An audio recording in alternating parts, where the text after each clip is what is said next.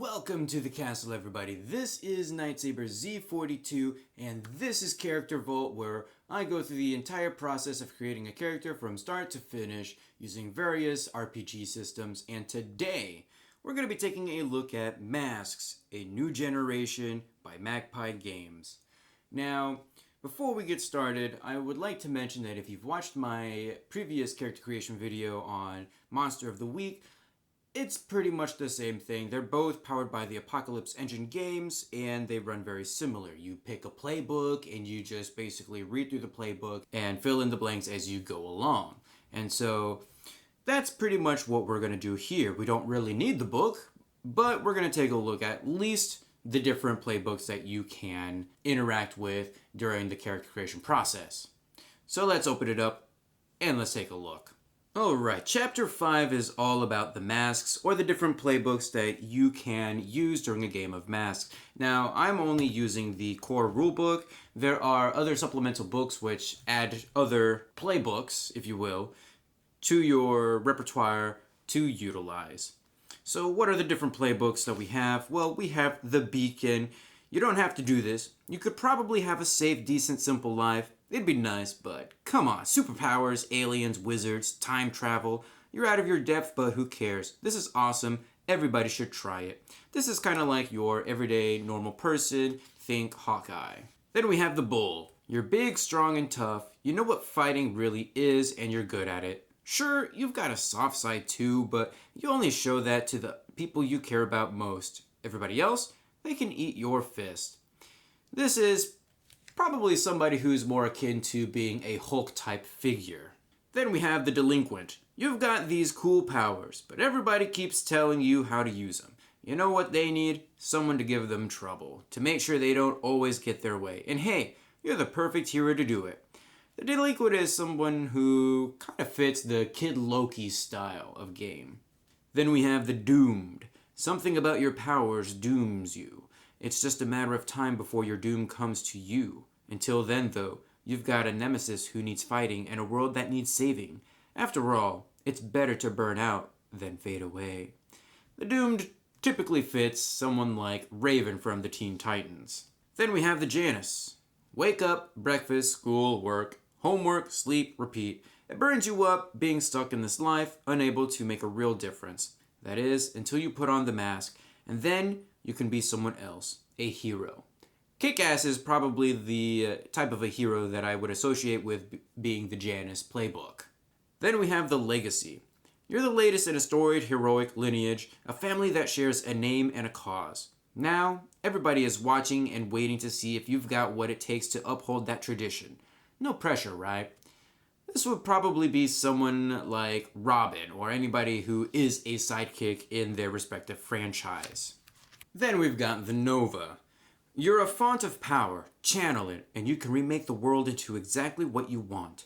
Unleash it, and you can do miracles. It's wonderful and terrifying. Lose control for even a second, and other people get hurt. Someone like Jean Grey from the X-Men kinda resembles the Nova. Then we have the Outsider. You're not from here. Your home is an amazing place, full of beauty and wonder. But there's something to this place, something special that you're missing back home, something human. So yeah, you'll be hanging around, at least for now. Miss Martian kind of exemplifies what it means to be the outsider.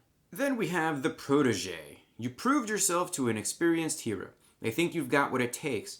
They've been training you for a while, and now you have to decide, do you want to be them, or will you find your own path? Batman from Batman Beyond, Terry McGinnis, kind of exemplifies the Protégé in some fashion. And then we have the Transformed. You can recall a time not too long ago when you looked normal, when you didn't feel their stares, when you didn't hear their gasps, when no one thought you as a monster. Those were the days, huh? Cyborg from Teen Titans definitely exemplifies what it means to be the Transformed. So we no longer really need the book for character creation. All we need is the playbook pages, and today we're going to be using the Legacy as our example character. And I think that they intended for these pages to actually make a book because it looks like you can actually fold it in half. So pretty neat idea on that part, but I kind of like to just have the pages spread out like this. And we have Ashe Williams, with the legacy name of the Icon, or Icon, I suppose. And I find it really funny that they, of course, have all of these looks and different things, even though they're kind of consistently similar across the board. So I never really go through that, but as you'll see in the thumbnail, Ashe Williams is, of course, an African American superheroine who, well, let's see, she's got super strength, invincibility, and, let's see, flight. So, for our powers, let me explain. You have powers that match your general line. Choose one suit of powers, but pick 2 powers that you don't have from the suit. And so I've chosen super strength, invincibility, and and flight. So that means we do not have access to eye beams or super senses, which is unfortunate. And I kind of wish there was a way that we could actually get those. But I don't think there's an upgrade for us in that regards. Anyways, our other abilities that we can get include super speed, regeneration phasing, speed reading and learning, and air manipulation, so kind of like a Flash type of character. Then we have athletic perfection, Holmesian deduction, gadgetry, intimidation, fearsome reputation. Think about Batman and Robin type of powers. Then we have divine armor, magic weaponry, mythic might, legendary speed, and godlike beauty. Probably Wonder Girl, I think is her name, or who's the protege of Wonder Woman. And then we have shadow control, shadow portals, mind clouding, shadow cloak, stealth, and shadow senses. So, very interesting suite of powers that we have for the legacy. And that's actually all that we're going to do on this page for now. Because now we actually get to look at our stats, or as they call it in masks, labels. And just like with Monster of the Week, we do get to add +1 to whatever we choose.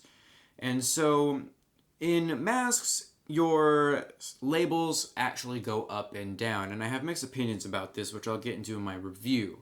But your labels can go up or down based on what you do in game, or based on some of your legacy moves and things like that. So as the legacy, we start with a danger -1, a freak of 0, a savior of +2, a superior of 0, and a mundane of +1. And this is pretty much how we view ourselves.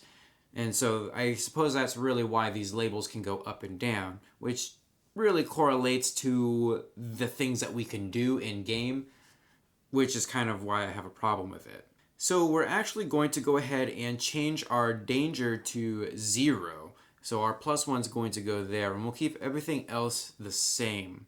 So there are 7 basic moves in masks, and they are directly engage a threat, unleash your powers, defend someone, assess the situation, provoke someone, comfort or support someone, and pierce someone's mask.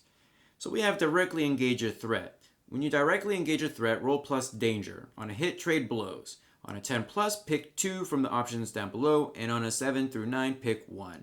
And the options are resist or avoid their blows, take something from them, create an opportunity for your allies, or impress, surprise, or frighten the opposition.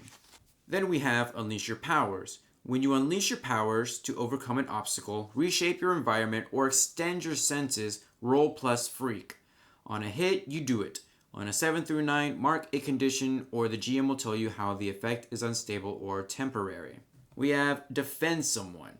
When you defend someone or something from an immediate threat, roll +savior. For NPC threats, on a hit, you keep them safe and choose 1. On a 7 through 9, it costs you. Expose yourself to danger or escalate the situation. Add a team to the pool, take influence over someone you protect, clear a condition. And for PC threats, on a hit, give them -2 to their roll. On a 7 through 9, you expose yourself to cost, retribution, or judgment. We have assess the situation. When you assess the situation, roll +superior. On a 10+, ask 2. On a 7 through 9, ask 1. Take +1 while acting on the answers. And our questions that we can ask are, what here can I use to fill in the blank? What here is the biggest threat? What here is the greatest danger? Who here is most vulnerable to me? and how could we best end this quickly. And we have provoke someone. When you provoke someone susceptible to your words, that means you have influence over them, say what you're trying to get them to do and roll plus superior. For NPCs, on a 10 plus, they rise to the bait and do what you want. On a 7 through 9, they can instead choose 1. They stumble. You take +1 forward against them. They err. You gain a critical opportunity. They overreact. You gain influence over them. For PCs, on a 10 plus, both. On a 7 through 9, choose one of the following options. If they do it, add a team to the pool. If they don't do it, they mark a condition. We have comfort or support someone. When you comfort or support someone, roll plus mundane. On a hit, they hear you. They mark potential, clear a condition, or shift labels if they open up to you. On a 10 plus, you can also add a team to the pool or clear a condition yourself. And we have pierce the mask. When you pierce someone's mask to see the person beneath, roll plus mundane. On a 10 plus, ask 3. On a 7 through 9, ask 1. What do you intend to do? How could I get your character to fill in the blank? How could I gain influence over you? What are you really planning? And what do you want me to do? We have take a powerful blow. When you take a powerful blow, roll plus conditions marked. On a 10 plus, choose 1. You must remove yourself from the situation, flee, pass out, etc. You lose control of yourself or your powers in a terrible way. 2 options from the 7 through 9 list. The 7 through 9 list are as follows. You lash out verbally. Provoke a teammate to foolhardy action or take advantage of your influence to inflict a condition. You give ground. Your opposition gets an opportunity. You struggle past the pain. Mark 2 conditions. On a miss, you stand strong. Mark potential as normal and say how you weather the blow. I should point out that it's usually a good idea to roll high on these moves. Take a powerful blow is the move that you actually want to roll very low on. Every playbook has different moves that are specifically tied to that playbook. So for the legacy moves, we have fight the good fight. When you pull your punches while directly engaging a threat, you can roll plus savior instead of plus danger. If you do, you cannot choose to impress, surprise, or frighten your foe. We also have I know what I am. That's once per scene when you defend a teammate, you can shift savior up and another label down in addition to any other benefits from the move, even on a miss. If you do, add 1 team to the pool. We have words of the past. When you seek the guidance of one of your elders or a member of your legacy, tell them a problem you face and ask them a question about the problem. They will answer it honestly and tell you what to do. Take +1 ongoing if you listen. If you go your own way, mark potential. We have the legacy matters. When you take influence over someone from your legacy or give them influence over you, mark potential and take +1 forward. When someone from your legacy causes your labels to shift, mark potential and take +1 forward. We have never give up, never surrender. When you take a powerful blow from someone with far greater power than you, use this move instead of the basic move. Roll plus savior. On a hit, you stand strong and choose 1. On a 7 through 9, mark a condition. The following choices apply. You get an opportunity or opening against your attacker. You rally from the hit and it inspires the team. Add 1 to the pool. You keep your attacker's attention. On a miss, you go down and hard but leave your opponent off balance and vulnerable. And last but not least, we have symbol of authority. When you give an NPC an order based on authority they recognize, roll plus savior. On a hit, they choose 1. Do what you say, get out of your way, attack you at a disadvantage, or freeze.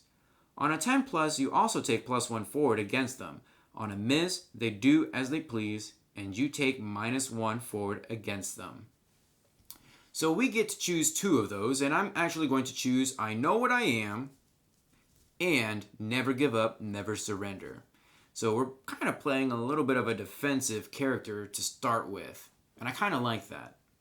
Right underneath conditions, we have a little bit about our backstory. Now there are a series of 5 questions that we get to answer to further flesh out our background.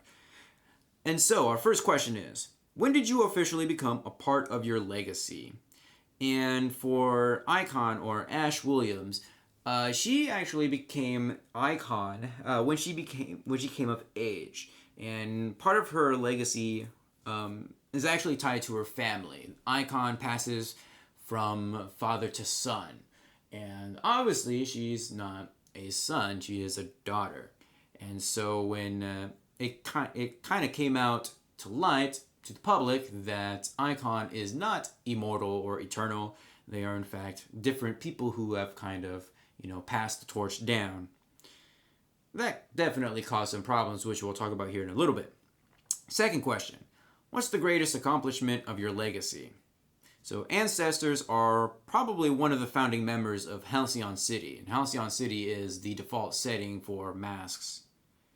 Third question: how does the public perceive your legacy? Up until recently, the public figured that Icon was immortal or a god. That all changed with Ashe, who was born, a girl.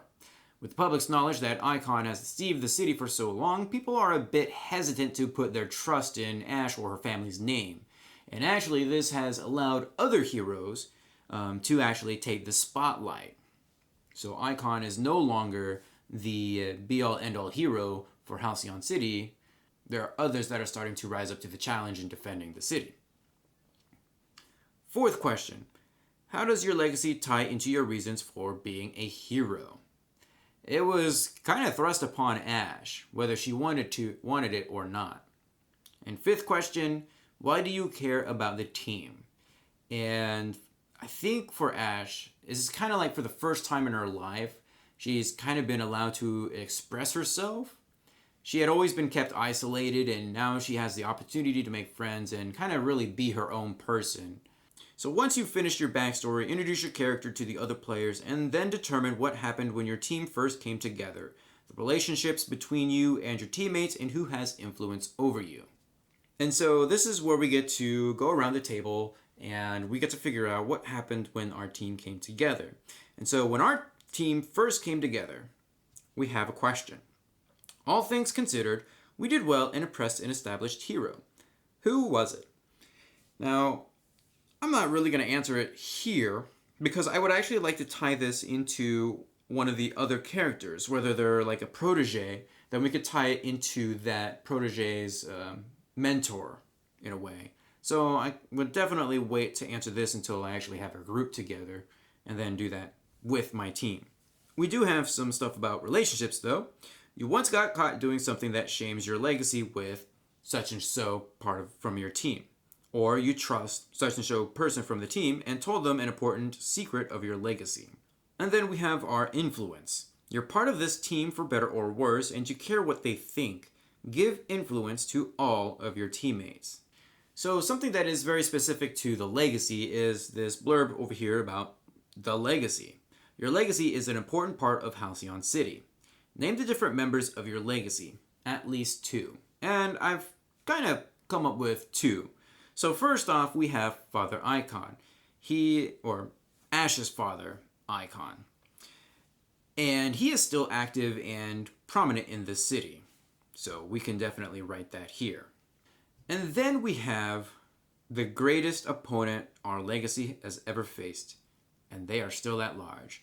We're calling this one the Skull. Just because it sounds like a very cool villain name. So the Skull is the greatest opponent your legacy ever faced and is still at large. So whenever time passes, roll plus Savior to see how the members of your legacy feel or react to your most recent exploits. Before rolling, ask the other players to answer these questions about your performance. Take -1 to the roll for each no answered. And there's 3 questions to answer. Have you been upholding the traditions of your legacy? Have you maintained the image of your legacy? Have you made the other members of your legacy proud? On a hit, one of them offers you meaningful encouragement, an opportunity, or an advantage. On a 7 through 9, another is upset with your most recent actions and will make their displeasure known. On a miss, something you did stirred up the hornet's nest. Expect several members of your legacy to meddle with your life. And so I actually picked a hero type character and a villain type character for a very specific reason for this one. Because I want to play around with the idea of the villain taking an interest in the hero. Maybe it's like they want Ashe to be who they are, while her father wants her to stick to this tried and true message. So it's actually about freedom versus responsibility and duty and things like that. And so I like that little push and pull play, that balance, so to speak. So going back to the first page, we do have something called the moment of truth. This is the moment when you prove how much the mantle belongs to you. You seize control of all your powers, and you defeat even impossible odds to prove you are worthy of the name you carry. You accomplish feats even your predecessors couldn't do. Of course, after you prove something like that, you can expect still more responsibilities to be placed on your shoulders. We also have a team move. Since we're part of a superhero group, it only makes sense that we have access to some sort of a team move. When you share a triumphant celebration with someone, tell them whether you see them as an equal. If you do, give them influence over you and mark potential. If you don't, shift superior up and any other label down. When you share a vulnerability or weakness with someone, tell them a secret about your legacy, including your own true feelings about it, to clear a condition and give them influence over you. And just like with Monster of the Week and every other Apocalypse Engine game, we mark experience by failing or the questions at the end of a session. And when you mark potential 5 times, we get an advancement. And the advancements are your typical, take another move from your playbook, take a move from another playbook, permanently shift a label up at the price of someone permanently losing influence over you, things like that. And so once you've actually taken 5 advances, you can take some more of the advanced options, like take an adult move, or lock a label and add +1 to a label of your choice. Or, of course, you could retire from the life or become a paragon of the city. And that actually does it for our character creation video. For masks, we have Ashe Williams the Icon. So thank you so much for watching. Feel free to leave a comment down below. Give this video a huge thumbs up to support this series, and subscribe if you would like to see more. I will see you guys in the next video.